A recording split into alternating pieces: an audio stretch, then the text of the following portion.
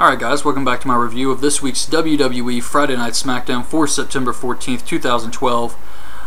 Before I start talking about Smackdown, I did want to mention that Jerry Lawler seems to be doing much better. He put out a tout where he's joking around and he's alert and everything.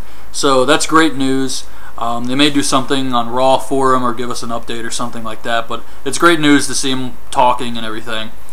On to Smackdown. The show starts off with Del Rio, Ricardo, and Otunga. And Otunga now has a neck brace on too. And they play this video of Christian. And he's still a babyface. But he has to agree that yes, the Brogue kick is a dangerous move and it should be banned. Why are they doing this? The move is already banned. They don't need to convince people anymore. So I didn't really understand this. But Otunga starts putting down AJ, says she's a bad general manager. Daniel Bryan comes out, says Sheamus kicked him in the face so many times, that's the only reason he would have a go face. And he says the Booker gave him a WrestleMania rematch against Sheamus for tonight. Sheamus comes out. He says that his aunt was a transsexual with an Adam's apple and a pair of onions. I don't know. That's what he said. Adam's apple and a pair of onions. So that was it really. Sheamus pulls off Otunga's neck brace. That was your opening segment right there. We get Miz versus Sin Cara. Dead crowd. I mean really dead crowd. Miz goes for skull crushing finale. Excuse me. Sin Cara gets out of it. And he looks like he's going for the La Mystica. And he rolls up Miz. It was really weird, but it looked like he was going for the La Mystica, and then he just kind of spins him around and pins him. So Sin Cara gets the win here. Striker's interviewing Miz, and Cody Rhodes comes up. Then Ray, then Sin Cara. Sin Cara just points at the title, and Cody says, "You don't get anything by pointing." Teddy Long comes up, makes it a four-way for Night of Champions. Backstage, Kane and Daniel Bryan are with Dr. Shelby. They're doing some stress ball comedy, making ball jokes. I thought it was okay. It wasn't a bad segment or anything. But then we get Kofi Kingston versus Kane. Josh Matthews just shit himself. No, nothing happened. That whole thing is over with.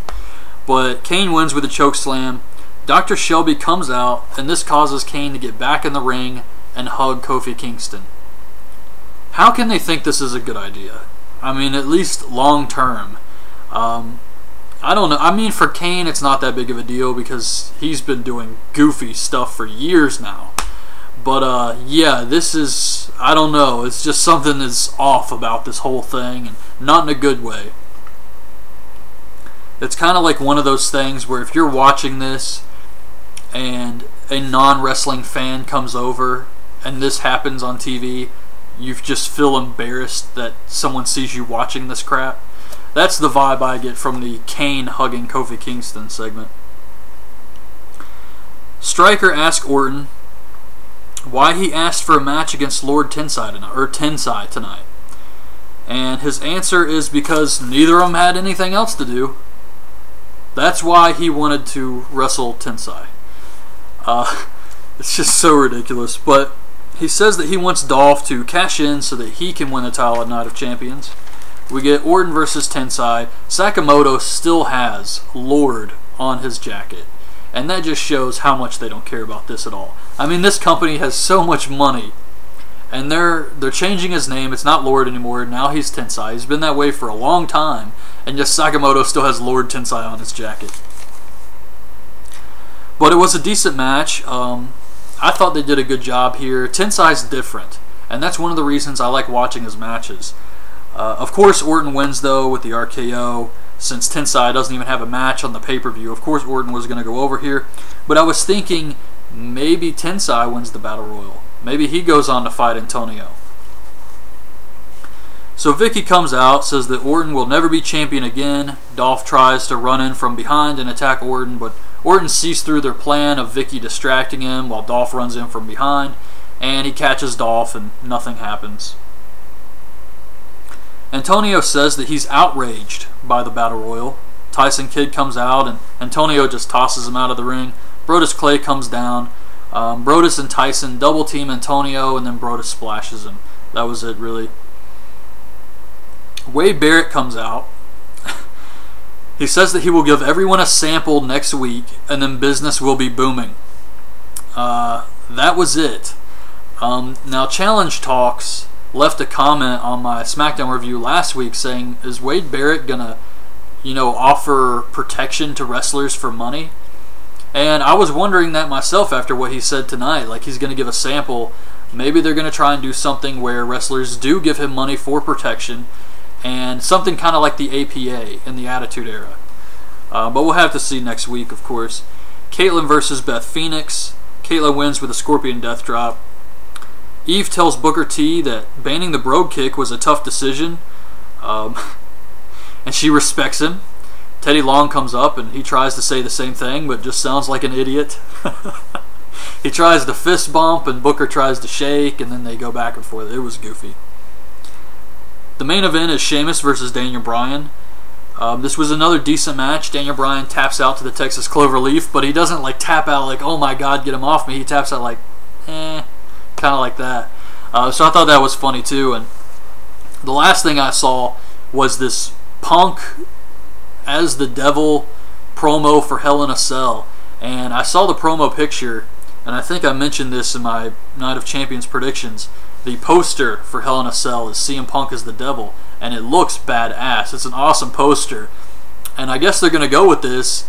And I saw the promo for tonight where Punk he's got the horns on his head and everything, and it was definitely a pretty crazy promo to see. I thought it was a little bit goofy, but still for the PG era, it is crazy because he says I'm like Lucifer, Satan, all this stuff. It's pretty out there.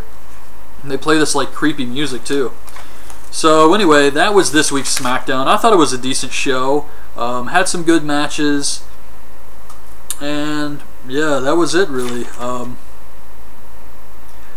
I don't know. I thought Orton versus Tensai was good, and Daniel Bryan versus Sheamus was good. So not the worst show ever, but yeah, they really do need to do something to improve SmackDown. It's kind of at the point where it's tolerable.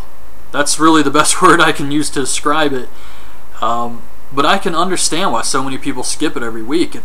I mean, you don't really miss anything, and if they do something, you know they're going to recap it 100 times on Raw. So you really don't have a reason to watch SmackDown. And this, especially when there's a pay-per-view on Sunday. If there's a pay-per-view, forget about it, because they're just going to just do the bare minimum.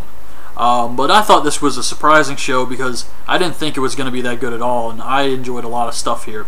So anyway, that's my review of this week's SmackDown. Hope you guys liked the video. Leave your thoughts on this week's SmackDown in the comments below, and thanks for watching. Bye.